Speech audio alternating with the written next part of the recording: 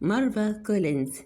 مارفا كولينز قالت لنا في الوضع العادي لما الأطفال يكونوا متأخرين دراسيا، زي لما يعيدوا السنة مثلا، المدرسين بيقدموا لهم مناهج مبسطة جدا على أساس إن هم مش قادرين يستوعبوا أكتر من كده. بس الفكرة دي جاية من عقلية ثابتة، إن الولاد دول إمكانياتهم محدودة ولازم نفضل نكرر عليهم نفس الحاجات البسيطة، والنتيجة بتكون محبطة جدا. الطفل بيعيد السنة من غير ما يتعلم أي جديد.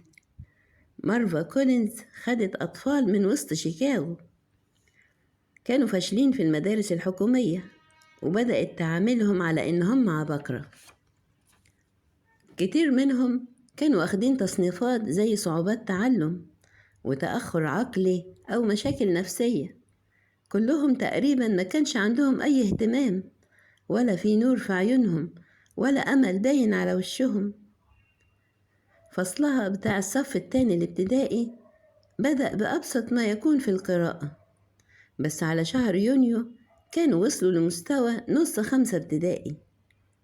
وخلال الرحلة دي قرأوا عن أرسطو وإيسوب وتولستوي وشكسبير، وقرأوا عن بو وفروست وديكنسون. ولما فتحت مدرستها الخاصة، واحد من كتاب جريدة شيكاغو سان تايمز اسمه زي سميث زار المدرسة ولقى الأطفال اللي عندهم 4 سنين بيكتبوا جمل زي شوف الطبيب، وإيسوب كتب خرافات وبيتكلموا عن حاجات زي الدفتنج وعلامات النطق.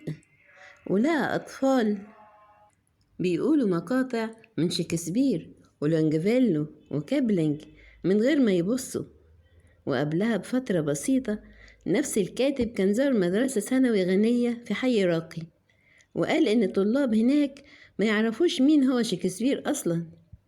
رد عليه طفل من مدرسة مارفا كولينز وقال له إيه ده؟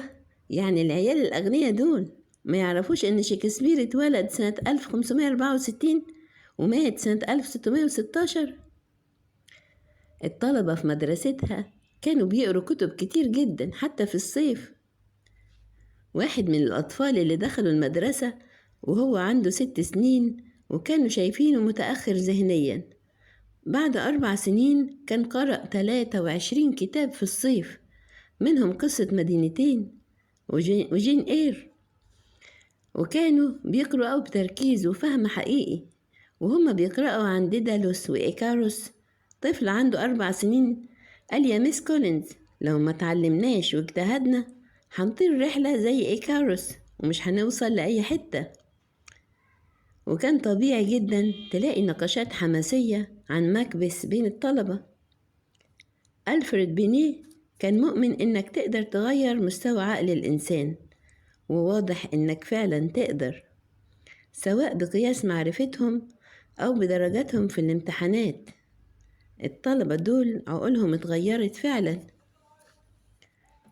الباحث الشهير بنجامين عمل دراسة على 120 شخص ناجحين جدا في مجالاتهم، منهم عازفين بيانو ونحاتين، ومنهم سباحين أولمبيين ولاعبين تنس عالميين ورياضيين وأطباء أعصاب. ومعظمهم ما كانش باين عليهم أي حاجة مميزة حتى وهم أطفال، وما كانش باين عليهم إنهم عباقرة في بداية سن المراهقة. اللي خلى الناس دي توصل للقمة هو التحفيز المستمر والاجتهاد والدعم من الناس اللي حواليهم. وفي الآخر قال بعد 40 سنة من البحث المكثف عن التعليم في أمريكا وبره، استنتجت إن أي حد في العالم يقدر يتعلم. تقريبا كل الناس تقدر تتعلم، بس لو توفر لهم الظروف الصح. هو مش بيحسب على 2 أو 3% اللي عندهم إعاقات شديدة، ولا على 1 أو 2% اللي على الطرف التاني زي الأطفال المعجزة. هو بيتكلم عن باقي الناس، عن كل الناس.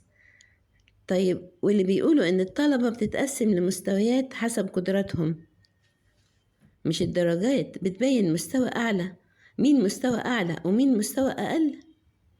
الدرجات بتقولك الطالب دلوقتي فين، لكن مش بتقولك أبدا ممكن يوصل لفين.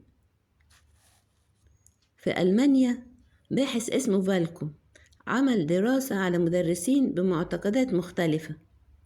في مدرسين كانوا بعقلية ثابتة وكانوا شايفين إن الطالب اللي داخل عليهم بدرجات عالية هو فعلا ذكي، واللي داخل عليهم بدرجات ضعيفة هيفضل كده على طول.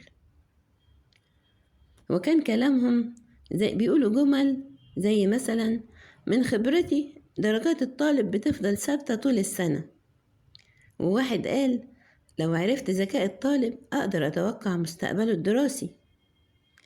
ومدرس قال: أنا كمدرس ما عنديش تأثير على ذكاء الطالب. بس في مدرسين تانيين كانوا بعقلية النمو، كانوا شايفين إن الأطفال ممكن يطوروا قدراتهم، واللي حصل في فصولهم كان عجيب جدا. الطلبة اللي بدأوا في مجموعة المستوى الضعيف خلصوا السنة وهم في مستوى عالي زيهم زي أعلى مجموعة.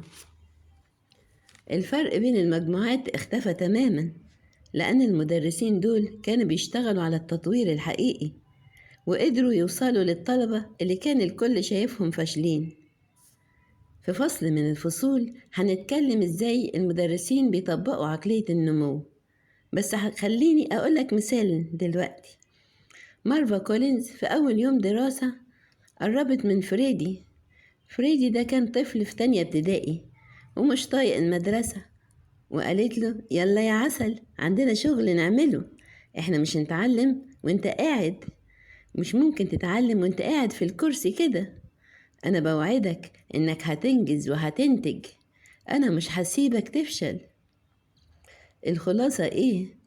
العقلية الثابتة بتقف في طريق الإنجاز، بتملى دماغ الناس بأفكار مشتتة، وبتخلي المجهود شكله تقيل ومش محبب، وبتخلي طرق التعلم ضعيفة وصعبة، وكمان بتخليك تشوف الناس حواليك كأنهم قضاة بيحكموا عليك مش أصدقاء في الرحلة معاك. سواء بنتكلم عن داروين أو عن طلبة جامعة، النجاح الكبير محتاج تركيز واضح ومحتاج مجهود بكل طاقتك وحقيبة مليانة استراتيجيات متنوعة ومعاهم ناس يساندوك، وده اللي بتقدمه عقلية النمو. عشان كده هي السبب اللي بيخلي قدرات الناس تكبر وتثمر. كمان عندنا الخطر في المديح والتسميات الإيجابية. لو الناس عندهم القدرة إنهم يحققوا إنجازات كبيرة، إزاي نساعدهم يصدقوا في نفسهم؟ إزاي نديهم الثقة اللي يحتاجوها علشان يجربوا ويغامروا؟ طيب ما نمدح قدراتهم ونقول لهم إن عندهم اللي يأهلهم للنجاح. في الحقيقة أكتر من 80% من الأهالي قالوا لنا إن مهم جدا نمدح ذكاء أولادنا علشان نعزز ثقتهم بنفسهم ونساعدهم ينجحوا. وفعلا الفكرة شكلها منطقي جدا، لكن بعد كده بدأنا نقلق.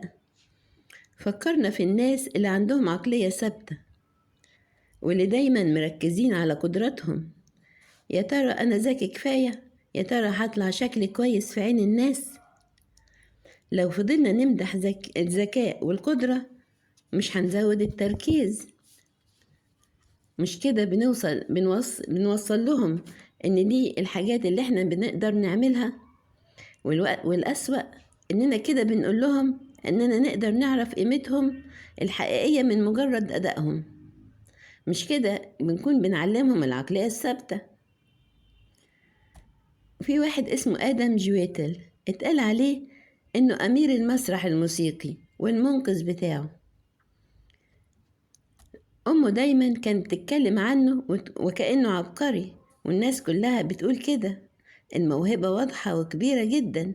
دي جملة قالها ناقد في نيويورك تايمز.